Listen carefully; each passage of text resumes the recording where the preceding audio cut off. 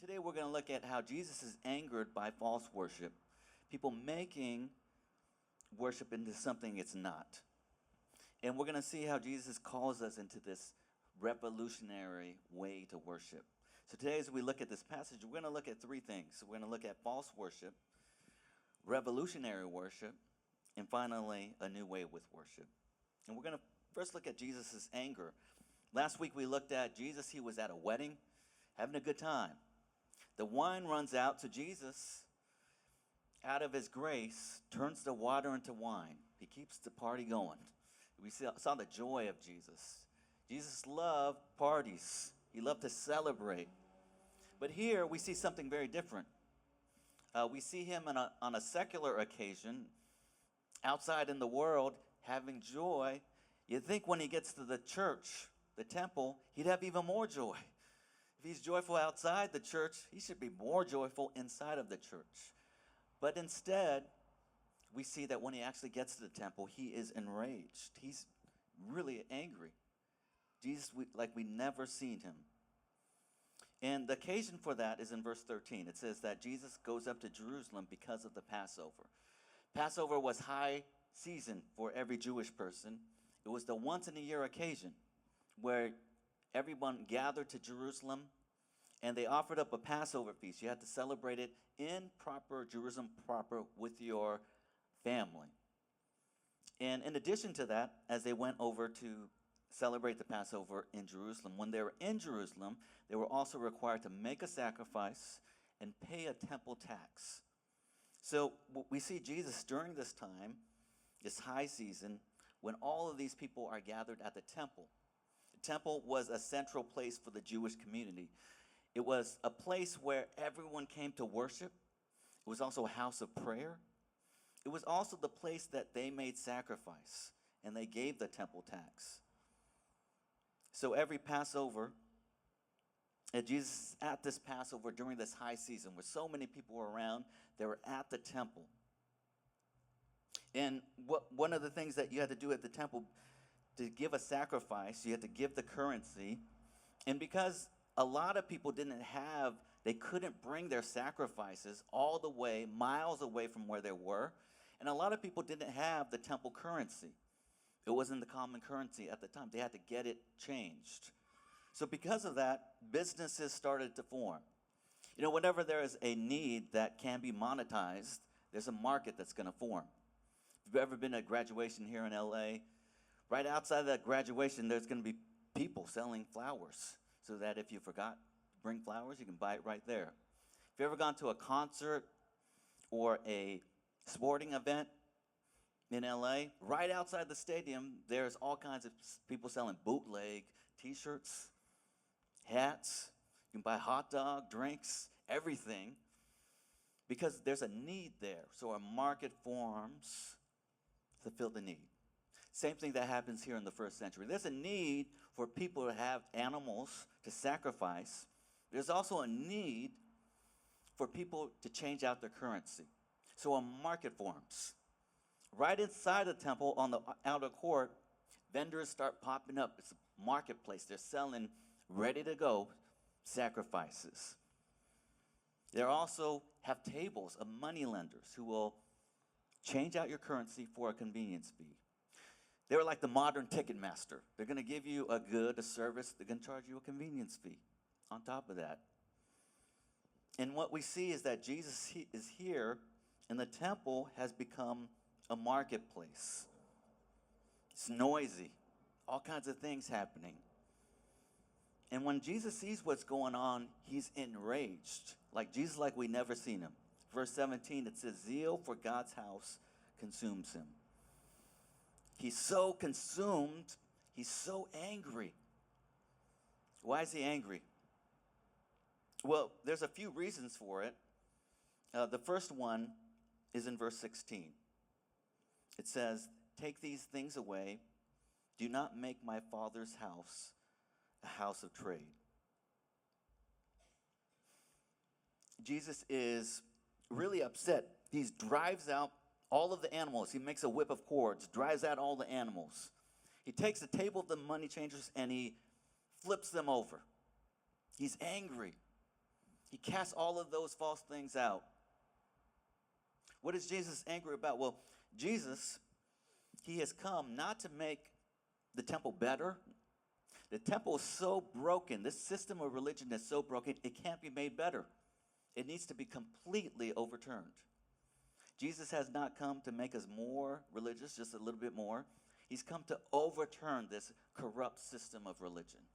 He's not having it. He's starting it all over. There's a revolution. The need for a revolution is multifaceted. Jesus is angry. One of the reasons Jesus was angry is that he says that is the location of the commerce. I've kind of mentioned this before. The temple was divided into different sections. The innermost part of the temple was only for priests. After that, there was a section only for Jewish men. After that, on the outskirts was a place for Jewish women. And after that, there was this space for non-Jewish people. They called it the court of the Gentiles. But the only place where these Gentiles could worship was the place where all of these stalls and all of the commerce was. Is inside the temple, in one of the only places, if you weren't a Jewish person, you can worship. And Jesus is angered in many ways because they've made Jewish people the center of the faith. They're at the center. All the other nations are on the outside. Jesus says in Mark 11, in a similar scenes, that this house is a house of prayer for all the nations. You know, you made a mistake. You lost your way when you put one nation, whether it's the United States or Israel, as a center. There's no center. There's no one who has better priority in faith. And Jesus is overturning that. He says, this is a house of prayer for all the nations, not just for one nation. It's not about one nation, one country. Secondly, Jesus is really upset because the place of worship has been transformed into a house of trade. Jesus says, you made my Father's house into a mall. You broke down this place that's supposed to be beautiful and free. A place of prayer. Imagine if someone raised your house, the house that you grew up in, and built a Walmart. You wouldn't be happy with that. Jesus says, you made my Father's house a house of prayer for all the nations into a place that's all about money and consumption. Sometimes the church can be so corrupt that it becomes all about market forces, growth, numbers, buildings. And the people, in turn, become consumers. It's all about being a consumer is about finding the best possible product at the lowest price. So you go to church like a consumer, man, you want to just get things as much as you can and give as little as you can. And that's the market. So often we make a relationship with God transactional. You know, God, if I am good, you'll bless me. If I do this, you'll do that. If I give, if I go to church, you'll bless me with a good life. We made it a transaction. And the church has become a corporation that's trying to get people to make transactions, and we become consumers, looking for the best deal. And finally, the problem is that we made worship about convenience when true worship is costly. A few years ago, I was given a gift of 2 tickets to a Lakers game. And these were like really nice tickets. I didn't really know how nice it was. I took my son to this Lakers game, and it came with VIP parking. Man, that's right in the front of what was then Staples. Right in front. I didn't have to walk very far. I went to my seats. It's pretty up close. And like, these seats are nice. I'm used to regular seats. These are like cushiony seats. They have like fake leather on them. It's comfortable. And then afterwards, I sat down. Someone came right to me, a server. They said, hey, you don't have to stand in line, get concessions. You can order right from me, and I'll bring you everything. I was like, hey, I can live with that. That sounds pretty good. He says, there's also an app. This order, we'll bring it right to you. And that VIP treatment was what was it all about? It's all about convenience. Hey, we'll get you close, get you in and out, get you the things that you need, all easy. You know, that's what the temple system was about. Hey, don't worry about the sacrifice. We got it right here. Just pay a little extra for it. Don't worry about the temple tax. I'll change it out. You don't have to think about offering and giving it to God with a heart of worship. No, it's all there for you. Just show up. You know, sometimes the church has turned into that. It's turning out to be just about convenience. Just come in and out. Just try to get the most. Try not to give anything. And we become consumers. It's all about convenience. We become church shoppers. Which church can offer me the best things at the lowest cost? Jesus is saying to us and me, man, we lost our way. That's not what it's about. That's false worship. We lost our way. What Jesus is saying is that it's not that we need to try harder, but we need to flip the system upside down. It's broken. So he introduces this idea of real worship. I'm going to call it revolutionary worship. When Jesus throws out the animals and the money changers, people are alarmed. Jesus is trying to upend the system. And you can imagine people had questions. If you're trying to upend the system, Jesus, who are you? Because a prophet is someone who can upend systems. He would call people to repentance. He'd upend false religious systems. So they're saying to Jesus, Jesus, do you claim to be a great prophet? And every true prophet can give a sign. Moses did signs to convince Pharaoh. He had a rod that he threw down. It became a snake. He did miraculous things. Those signs was to prove he is from God. He has the authority to upend systems, to speak for God. So they're saying to Jesus, well, if you're trying to upend this thing, who are you? What signs do you have? And Jesus says in verse 19, destroy this temple, and in 3 days I will raise it up. Jesus says, well, I'll give you a sign. You know, destroy this temple, I'll bring it up in 3 days. It's an extraordinary claim. And people take exception to it. They say to him, well, it took us 46 years to build this temple. How are you going to bring it up in 3 days? We can kind of understand destroying a temple in 3 days, but not bringing it up in 3 days. Imagine if someone said to you, destroy the Walt Disney Concert Hall. Make it into rubble, and in 3 days, I'll bring it back up. Even with all of modern technology and engineering, that would be pretty crazy. What is Jesus saying? Well, it says in the next verse, he's not talking about a physical building. The temple that he's referring to is the temple of his body. And the greatest sign that he will ever give to the world is the resurrection of his body from the grave. The temple is this idea of a place where God comes down to meet with man. And Jesus is saying, I'm the temple. I've come down to meet with man. But what we saw through in the life of Jesus is that they would tear the temple down. Jesus' body would be torn apart by nails. We would destroy his body, his life. It would be buried under rubble, underground. But the greatest sign to humanity is the Father would raise up Jesus. Someone who was dead would be alive again. And it was a witness that transformed all of the disciples, gave them immense courage. Jesus is saying something revolutionary. One of the things he's saying is the temple is not a place, it's a person.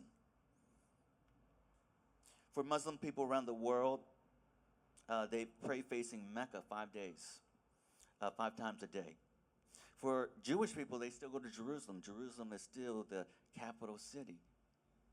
But for Christians today, worship isn't about a place. It's not about visiting the promised land. It's not even a cathedral. Worship isn't a place, it's a person. So any Christian can worship truly anywhere, outside, at a park, Jesus says, where two or three are gathered, I'm there with them. Worship isn't at a place, it's in a person. That's the first revolution. Secondly, in worship, we don't have to bring a sacrifice. We said last week that John the Baptist referred to Jesus as the Lamb of God who takes away the sins of the world. And it's fitting that Jesus drives out all the animals. Because what he's saying there is, I'm that sacrifice. I'm the one and only sacrifice you need. He's the Lamb of God who will be consumed for us. And Jesus is saying, you don't need to come to church with a sacrifice now. You don't need to bring anything. You don't need to clean up your act to come to church. He's saying, friends, I've done it all for you. I'm the sacrifice. And we can all come by grace. We don't need to pay a temple tax. All the cost has been paid for us by Jesus. And we can now worship in spirit and in truth. The final revolution is that worship is for all the nations. You know, we live in a very segregated place by politics, by nation, by class, by gender. But Jesus breaks down all of those walls that separates us.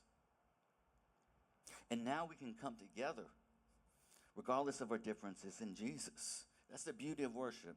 People who are so different outside can find or center in Jesus. At church, we don't wave a flag, but we lift up the cross. It's not about our flag that we fly. It's about the cross that we lift up when we get into church. Jesus starts his ministry by clearing out all of these old things, all old ways. And he's bringing this revolutionary thing. But here's the final thing. How does that affect us practically? What does that mean for us? And we want to look at this final thing, a new way to worship. Jesus here tells us a revolutionary way to worship in a new way, in a new spirit. One key to that is that he talks about the intimacy with God in worship. Notice in verse 16, he calls the temple not the temple. He refers to the temple as my Father's house. That's the key. Jesus says, well, this isn't a building. This isn't a convention. It's my Father's house. And he's so mad because this precious, intimate place where he met with his Father has been turned into a IKEA, into a Walmart. A noisy place of commerce, of transaction, of credit card swipes. And Jesus says it's the antithesis of that. Jesus said we should see worship as deeply personal. When we come to church, we should think, I'm going to my Father's house. And when I go to church, I'm not meeting with random people. These are my brothers and my sisters. Do you see worship that way? Worship is going, I'm going to meet my Father. And when I'm there, I'm meeting family, my brothers and my sisters. It's not some impersonal space. It's not a concert that I go to observe and I skip out. It's my Father's house. And I love this place, and I love my family, no matter how different they are. Secondly, Jesus talks about the spirit of worship. We talked about worship being convenient, but true worship, as we said, is costly. Notice what it says about Jesus in verse 17. It says that disciples, remember that was written, zeal for your house will consume me.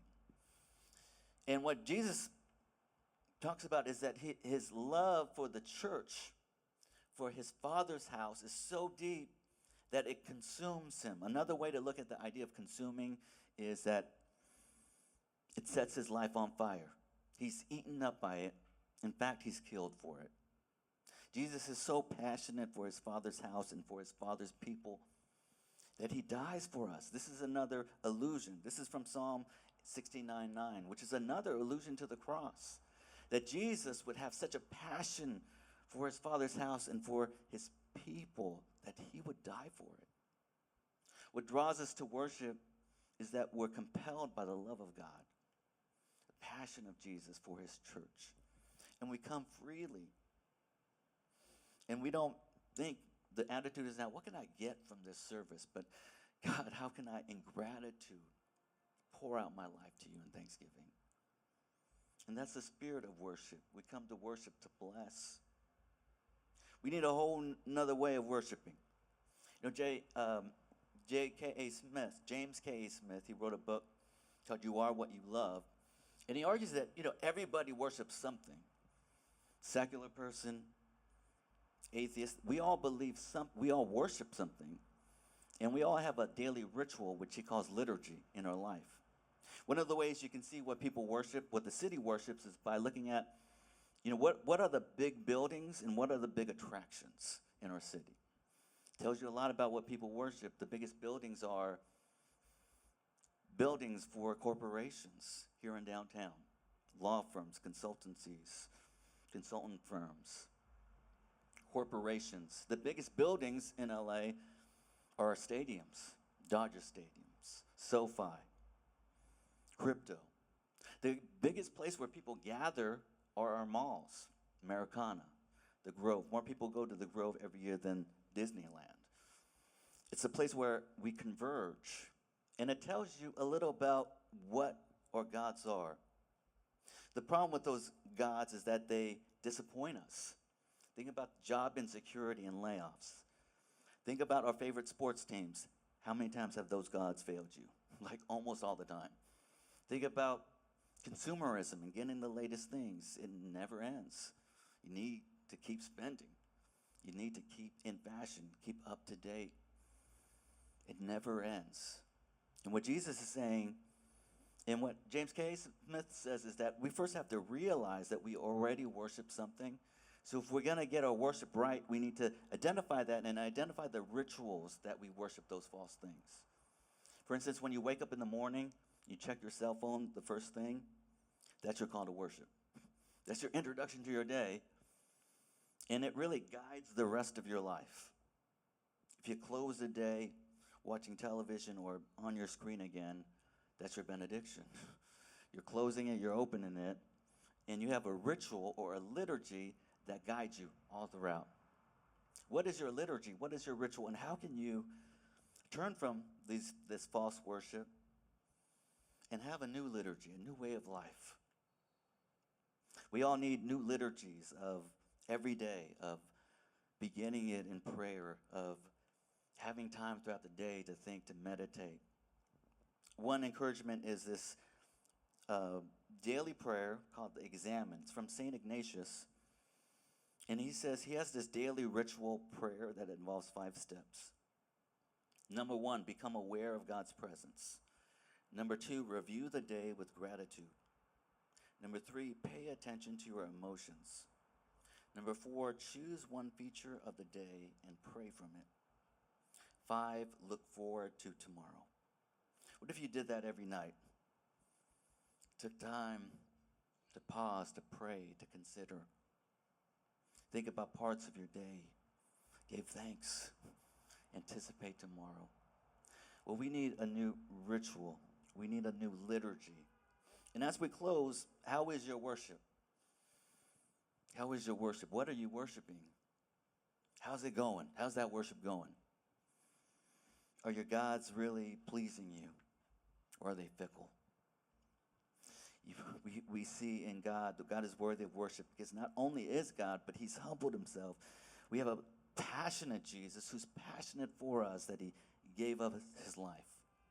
And he draws us into worship, and we come freely by his grace. I want to close finally with this quote on worship. It's from a minister named William Temple. He says, "Worship is the submission of all of our nature to God. It is the quickening of the conscience by his holiness, the nourishment of mind with his truth, the purifying of imagination by his beauty, the opening of the heart to his love, the surrender of will to his purpose. All this gathered up in adoration, the most selfless emotion of which our nature is capable." May we all have that kind of worship in our daily lives and on Sunday. Please join me in prayer.